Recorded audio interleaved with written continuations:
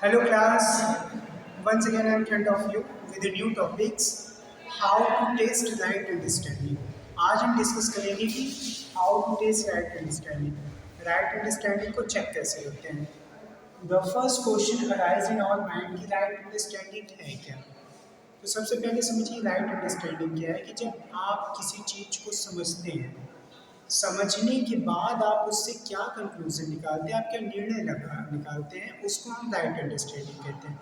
Suppose करिए हमने बात किया गांधी जी की, हमने बात की हिटलर की. आपने हिटलर को भी समझा, आपने गांधी जी को भी समझा, लेकिन आप किसके नक्शे कदम पे चलेंगे, गांधी जी के या हिटलर के.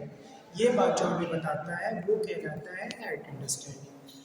तो आज हम चेक करते हैं, पिछले वीडियोस में मैंने आपको बताया था कि राइट अंडरस्टैंडिंग क्या होता है. आज हमें ये चेक करना है how to test right understanding. Right understanding को टेस्ट कैसे किया जाए. तो देखिए right understanding as I told you कि राइट अंडरस्टैंडिंग वो है, एक ऐसी प्रक्रिया है, एक ऐसा प्रोसेस है by which we understood that what action I can perform and what I can not, which actions allow us to perform, which action is not allowed to perform. ये डिसीजंस करने की कैपेसिटी जो हमें provide करता है, उसी capacity को हम राइट अंडरस्टैंडिंग कहते हैं. अब अगर राइट अंडरस्टैंडिंग को आपको टेस्ट करना है, चेक करना है कि आप जो एक्शन कर रहे हैं, क्या आपका एक्शन राइट अंडरस्टैंडिंग के लिए सही है या नहीं है. तो इसको चेक करने के लिए अगर आप यहाँ देखिए तो हम टेस्ट करने के लिए कुछ पॉइंट्स को डिस्कस करने वाले हैं. ये ऐसे मेजर पॉइंट्स हैं, एसयूडी, सेटिस्फैक्शन, यूनिवर्सल.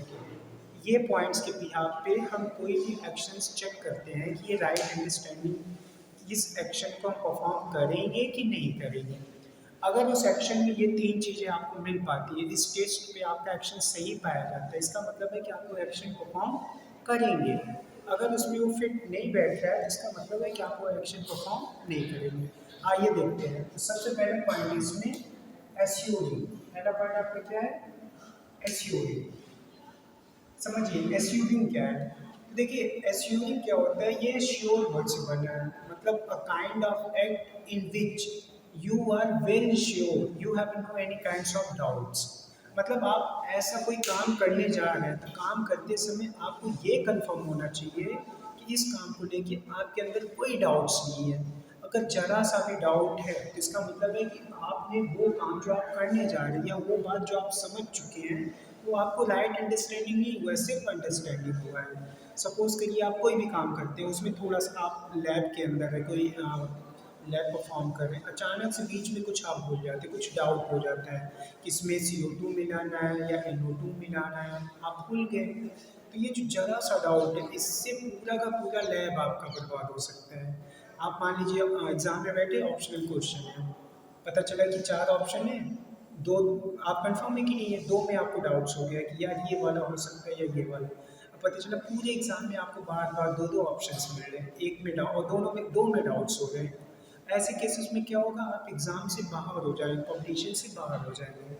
तो इसका मतलब ये है कि राइट अंडरस्टैंडिंग तब होता है जब किसी चीज़ को लेकर आप श्योर हो जाए, मतलब किसी काम को लेके वेल कंफर्म हो जाए, हमें पता हो कि ये काम जो हम करने जा रहे हैं ये पूरी तरह से सही है, इसमें कोई गलती नहीं है. क्या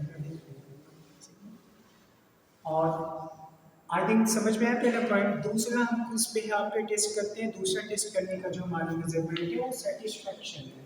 दूसरा हमारा क्या है, सेटिस्फैक्शन. समझिए अगर आप कोई एक्शन परफॉर्म करने जा रहे हैं and that time your body and I make the satisfaction, that time your I and body make the satisfaction. अब पता चला कि आपको कोई काम मिला है, लेकिन आपको अच्छा ही नहीं लग रहा है, अब आप सेटिस्फाई नहीं है, तो इसका मतलब है कि आप राइट अंडरस्टैंडिंग में नहीं है. मान लीजिए आपके मैथ के टीचर आए, आपके केमिस्ट्री के टीचर आए, उन्होंने कोई काम दे दिया, टेस्ट लेने के लिए बोल दिया, आपने कुछ टेस्ट में तैयार ही नहीं किया है. और अगर आपने टेस्ट में कुछ तैयार नहीं किया है तो इसका मतलब है कि आप जो है, आप वहाँ बैठ जाइए, 2 मिनट बैठ जाइए बस.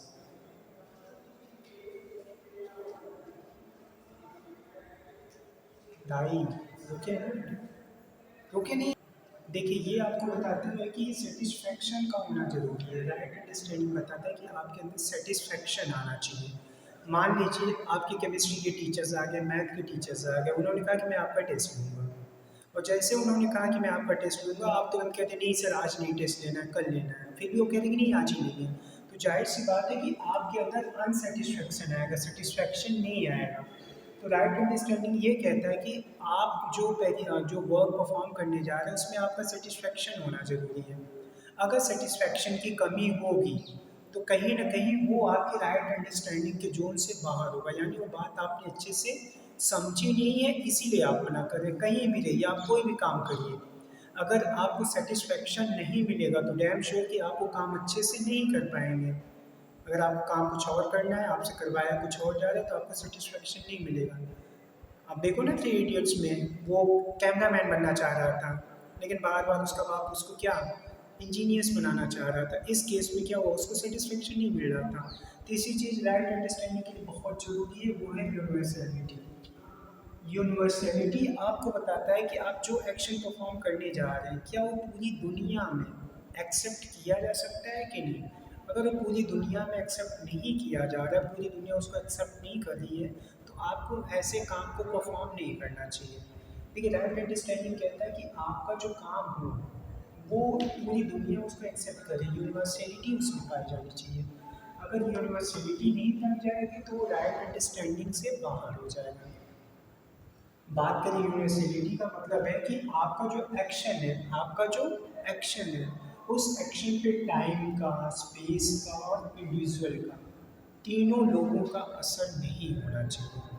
अगर ये तीन में से किसी का भी असर हो रहा है, मतलब टाइम की वजह से आपकी अंडरस्टैंडिंग चेंज हो रही है, तो जाहिर सी बात है वो राइट अंडरस्टैंडिंग नहीं है। जैसे नॉर्मली आप समझिए कि आज से आप 200 साल पहले जाइए तो भी बड़ों का आदर करना हमें सिखाया गया। आप 5000 साल पहले चले जाइए तो भी ये था कि बड़ों का आदर करना चाहिए, we should give the respect to our elders. तो we should give the respect to our elders, ये यूनिवर्सल है, इस पर टाइम का कोई असर नहीं पड़ा। आप देखिए सेम है स्पेस का, अब आपको बड़ों को इज्जत देनी है, पॉल्यूशन फ्री इन्वायरमेंट आपको चाहिए, ये सदियों से चला आ रहा है, आज भी चल रहा है। ऐसा नहीं कि आप इंडिया में हो तो यहाँ पे बड़ों को रिस्पेक्ट देना है, अमेरिका में बड़ों को रिस्पेक्ट की देने की ज़रूरत नहीं। तो यानी इसमें स्पेस का, जगह का भी कोई असर नहीं होता है कि आप यहाँ रिस्पेक्ट दे रहे हैं, अमेरिका में जाएंगे तो बड़ों को रिस्पेक्ट नहीं दिया जाएगा, जगह से कोई लेना देना नहीं है। तो ये भी आपके राइट अंडरस्टैंडिंग में यूनिवर्सलिटी के लिए। तीसरी चीज़ है इंडिविजुअल। हर एक बंदा अपने आप में सेपरेट होता है, और जो आप रूल बना रहे हो हर एक के लिए लागू होना चाहिए। ऐसा नहीं कि बड़ों को रिस्पेक्ट देना सिर्फ कुछ लोगों का काम है। पता चल के आप स्कूल में हो तब आप बड़ों को रिस्पेक्ट दे रहे हैं, आप कहीं रिलेशन में तब रिस्पेक्ट दे रहे हैं, या सिर्फ अपने फैमिली को रिस्पेक्ट दे रहे हैं। ऐसा नहीं, अगर कोई बड़ा है और आपकी फैमिली से बिलोंग्स नहीं कर रहा है तो भी आप उसको रिस्पेक्ट देंगे। अगर आप उसको रिस्पेक्ट देते हैं तो राइट अंडरस्टैंडिंग में आएगा। और पता चला आपने अपने पापा को देखा तो चेयर से खड़े हो गए, अब आपके कोई दूसरा बड़ा आदमी आया है आपके दरवाजे पे खड़ा है और आप आराम से बैठे हो चेयर पे, तो ये राइट अंडरस्टैंडिंग नहीं है। राइट अंडरस्टैंडिंग कहते हैं कि आपके अंदर यूनिवर्सलिटी होनी चाहिए, टाइम का, स्पेस का, इंडिविजुअल का किसी का असर नहीं होना चाहिए, हर किसी के लिए सेम तरीके से काम करना चाहिए। तो एक बार फिर से देख लीजिए, how to test right understanding में हम ये समझते हैं कि जो काम हम करने जा रहे हैं क्या हमारा काम वो सही है कि गलत है। काम सही है या गलत है ये करने के लिए हमें 3 पॉइंट्स पे चेक करना होता है। पहला पॉइंट है एश्योरिंग, इसमें हम उस काम को लेके वेल श्योर होते हैं। दूसरा है सेटिस्फैक्शन, इसमें हम जो काम करने जा रहे हैं क्या हमारी आई और बॉडी दोनों उससे संतुष्ट हैं कि नहीं है। और तीसरा यूनिवर्सलिटी, मतलब कि जो काम आप परफॉर्म कर रहे हैं क्या वो आपका काम पूरी दुनिया एक्सेप्ट कर रही है कि नहीं कर रही है, उस पर टाइम का, स्पेस का और इंडिविजुअल का कोई असर तो नहीं। आई होप आपको वीडियो अच्छा लगा होगा। Thank you.